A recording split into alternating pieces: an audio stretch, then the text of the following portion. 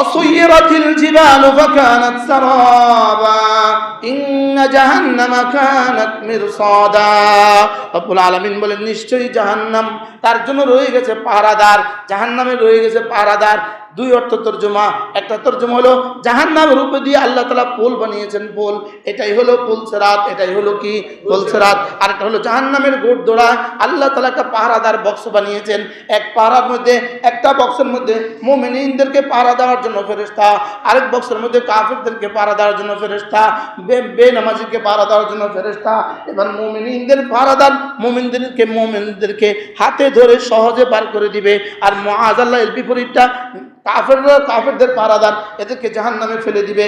ইন্না জাহান্নামা কানাত মিরসাদা, ইন্না জাহান্নামা কানাত মিরসাদা।